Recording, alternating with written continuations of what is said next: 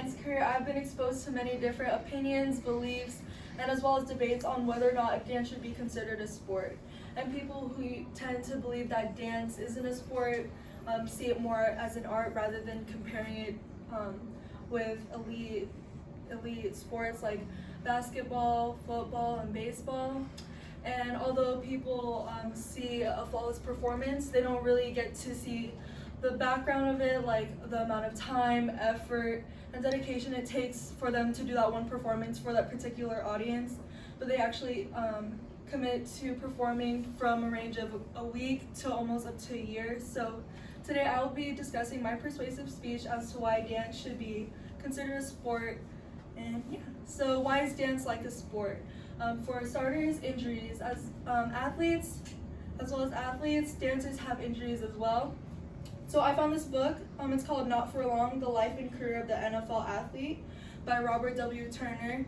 And he published this in 2018, and I pulled a quote from page 3, and it states, in addition to financial difficulties, the NFL Player Association reports that 65% of 870 NFL athletes reported having experienced a major on-the-field injury that required surgery or forced them to miss at least 8 games. And another statistic is that 65% of the athletes experience chronic pain from a permanent injury that they experienced from their career being in the NFL. And so I have 2 pictures over here. So starting off with this one, this is just the statistics of the dance-related injuries. So 95% of dancers report having constant pain, and 80% of dancers at least experience 1 injury a year. And compared to 20% injury rate between rugby and football players. So those are just the main important statistics from this picture. And over here, where injuries most often occur. So 58% of injuries mostly occur from the waist below. This could range from either the hips, the hamstrings, the knees, the ankles, or the feet. And then the rest comes from the upper body, which is 20. And this can range from the ribs, the shoulders, the collarbones, or their neck. So this just goes to show the equivalence of the amount of injuries both athletes and dancers possess. And now moving on, alongside injuries, dancers also have a lot of endurance. So I pulled from the Access Journal of Sports Medicine. Jeffrey A. Russell submitted an article in 2013 quoting, "In contrast to most athletes who engage in daily practice sessions that are comparatively short duration, dancers may routinely participate in technique classes during most of any given day, followed by rehearsals through the late afternoons and evenings."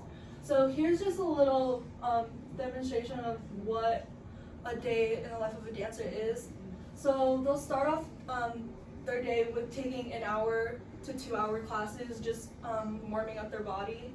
And then right after class, they'll start their rehearsals, running through the whole production, doing dress rehearsals, running through ensembles and many different pieces that they need to run through. And then they'll either go back and take another class before the show, or they'll take a break, and then they'll end their night doing their performance. And this is just a constant cycle of what dancers do on a daily basis. So now moving on to competitions.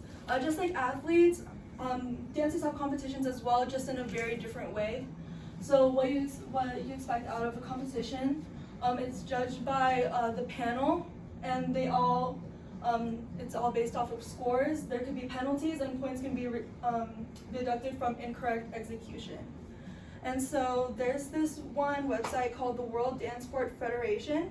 They created the word dance sport in the 1980s, which holds a professional ballroom competitions. And they've also branched out from nationally to international organizations like the National Dance Council of America to help create more opportunities and competitions for dancers.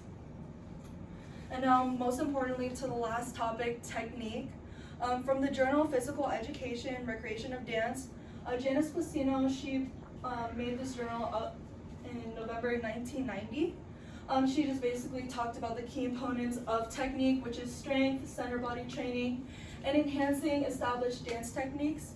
So just like ballet, for instance, dancers will constantly train ballet throughout their whole dance career to get better at it. And then from the Cary Grove Performing Arts Center, she explained the importance of technique, which is to prevent injuries and to build muscle memory. And she also talks about how ballet is an essential to get proper alignment and body placement.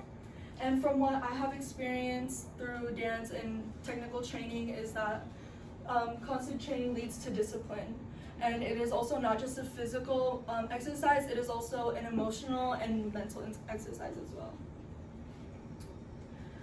Alright, so in conclusion, when people hear the term dance, they usually just think of it as more of a performing arts, but dance requires more strength and effort than what most athletes believe.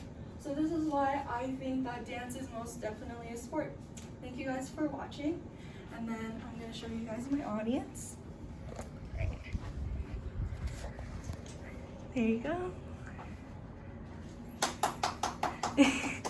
Thank you guys.